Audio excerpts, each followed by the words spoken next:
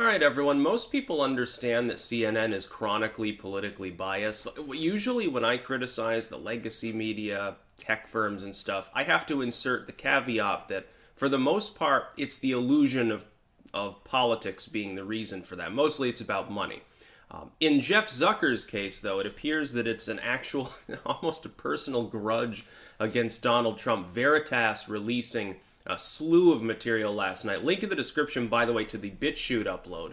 At this point, if you're involved in any form of journalism, any form of analysis that deviates from the mainstream, or anything that's sort of niche, like if you're an ASMR artist or something, you do fucking makeup tutorials that aren't chewing bubblegum the whole time, basically you should be on BitChute. At the very least, those of us who are already creators should be double uploading using that platform as well as YouTube. It's functional, it's free speech related, it's also innovative, which I think matters. I think a few more steps of innovation in alt tech could very well take off and really be, even in a mainstream sense, the next big thing. So link in the description to that. You should subscribe me as well on BitChute if you haven't. Anyway, to the gist of the video. Essentially, it's Jeff Zucker. What happened is that an employee, a satellite uplink technician, somebody who has the technological skills to do this, who was involved with Jeff Zucker's early morning briefings and stuff, I guess to operate things in the technological capacity, recorded things for a number of months, has come out publicly now as actually self-identifying. A lot of times with Veritas and other groups like this, somebody will come forward, they've got audio, they've got video or something, but they won't tell you who they are because they're like, I don't want to lose my job, I want to keep digging and whistleblowing and so on. But I guess this dude, doesn't work for CNN anymore. Anyway, it shows what I think most of us would suspect to already be the case. This part isn't surprising. This isn't groundbreaking at all on that end. Jeff Zucker being deeply anti-Trump to the point where he angrily rambles about impeachment on a regular basis, drives that story forward preferentially out of almost a personal animus. That's not a surprise. What is significant here is that you have Jeff Zucker in his own words saying that, whereas CNN has typically pretended to be non-biased. Usually what you get from these people is, I have my personal political opinions, but we're just straight reporting. We do journalism. We don't make the news, we report the news. That's what you get from these companies. Time and time again, we find out that's not actually the case. ABC, literally a couple of hours before this drop, this would have been the big news of the day if not for the Veritas drop, by the way, which is kind of hilarious. ABC recycling near-decade-old footage and trying to pass it off as Syrian war footage from a couple of days ago. That's a big thing. Jeff Zucker, in this audio itself, rambling about Fox News, is claiming, by the way, incorrectly, I will say. And this shows the lack of strategy, even at the topmost level of the corporate media. Why the hell are they dying off? Why are they losing? Could it be because Jeff Zucker has improperly identified the rise of Trump as correlated with Fox News? Fox News doesn't even on the average day like Trump anymore. Matt Drudge has a problem with him now. It's the alt media that props up alternative political movements with alternative political commentary. The Trump era is more of a symbol of the rise of YouTube and Facebook and Twitter than it is the rise of Fox News to being number one in a dying market.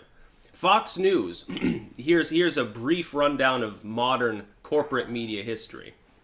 Fox News innovated the idea of the news and took it beyond straight reporting, Brokaw style, very dry, sometimes very boring as well. The old style format of journalism with, some dude in suspenders and a fedora talking about what's happening, giving you the so-called facts of the day.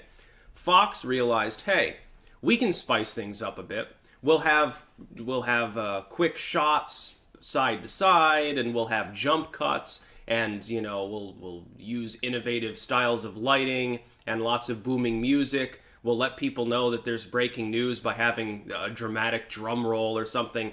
And we'll get people in there as guests as well that will say weird shit.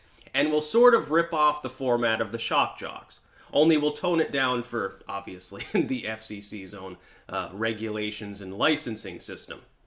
So they took basically Gen X style alternative reporting and packaged it up into what became Fox. Pretty soon that became the norm for all of these networks. Why? Because nobody could compete without doing so.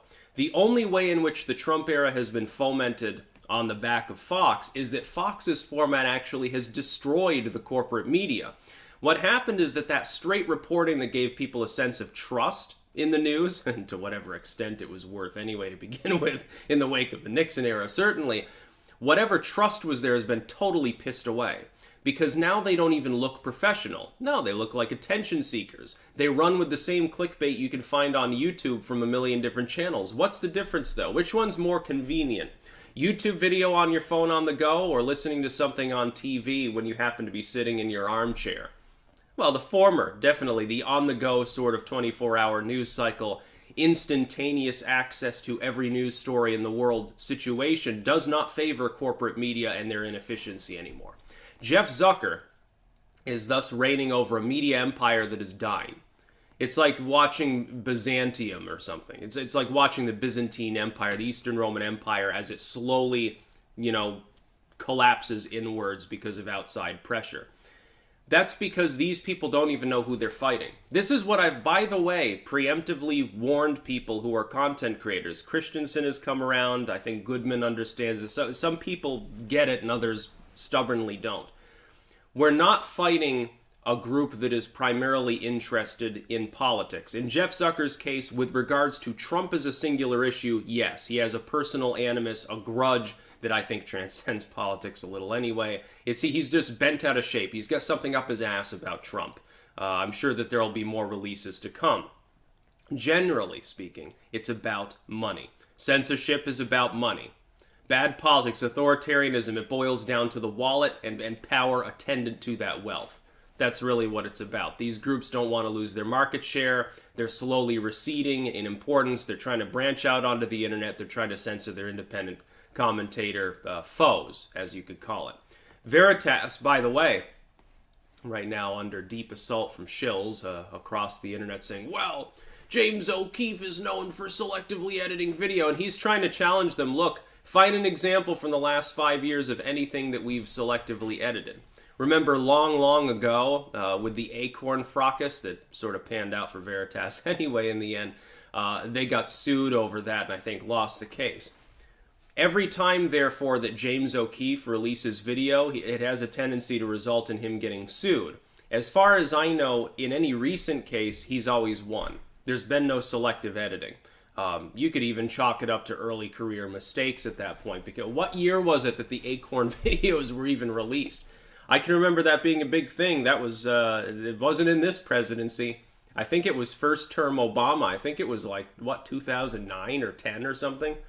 I would think that after a while you'd get over it. It's funny how they don't apply that same logic to ABC that just got caught with its hand in the cookie jar with the so-called Syrian footage. It's interesting that they won't apply the same logic to CNN, the literal subject of this expose, where you've got the head of CNN itself expressing inherent personal political animus against Donald Trump, against Fox, and other groups. They won't apply the same logic. How can you possibly trust him? CNN's obviously fake news. It's obviously lying to people. You're not going to be able to report factually if everything is tainted by bias. And this is the only other aspect of the Fox effect that's really sort of real, is that you've got hyper-partisan situations increasing within these corporate media groups. It's like MSNBC moved a little bit closer to the center after the last election. They're like, well, for business reasons, we understand that the political paradigm has shifted. We've hired a couple conservatives. CNN immediately felt the need to go far, far left and fill the power vacuum that they perceived that would be there. They've suffered as a result of this. CNN is no longer the big boy on the block. It's really a fight between Fox and MSNBC most times. CNN is basically irrelevant. Look, even after all of the algorithmic suppression that YouTube can heap on me, I still pull in more people than some of the slots on CNN do. You look at their web presence, their presence on YouTube. Oh, we got millions of subscribers. Yes, and like 3 comments, and all of them are telling you to fuck yourself. So that's not popularity. That's called artificially inflated numbers. YouTube is, by the way, making the same mistake Facebook did. And Tim Cast has pointed this out. Artificially inflating those ad-serving numbers. Really great way to get people to invest. Too bad it's going to screw most of them over. I wonder if the corporate media might not get screwed out of billions of dollars sometimes. So CNN is entirely biased. I knew this. You probably knew this. But CNN's fans think that it's not fake news. They think that when they turn on CNN, they're getting straight reporting. They're delusional. They've been lied to by CNN. Now, the only comeback that they have when confronted is, well, James O'Keefe might have selectively edited the video. Again, if you allege that, find evidence that he's doing that. Did he selectively edit this particular release? Because that's the only one that matters in regards to CNN. We're not talking about the Acorn video. We're talking about they've got a whistleblower from within CNN saying, look, I recorded Jeff Zucker's own private conversations for several months. I've got it all. He's got it all, and they're going to dump everything. And it's going to be hilarious. And if the past is any indicator, typically what O'Keefe will do is he'll break it up a little bit. You got this release, a few days later, there'll be a couple more gems, a few days later, another one, and he'll keep pounding away at them in order to keep the story sort of simmering. Towards the end, to maybe release something as a sort of a last swipe at CNN. But yeah, so the release, I would rate it as a doozy, if only because it proves, objectively to those who are not aware of this yet, that CNN is not, in fact, unbiased. The idea of any corporate media network not having bias or fiscal motivation is completely wrong. 100% of them do. By the way, the alt media is motivated by, by money too. Everyone has to make a living, but I think there's a difference between pulling in a few thousand a month so you can pay your bills and getting an 8-figure salary and government talking points, usually from China. That's about all. Peace out.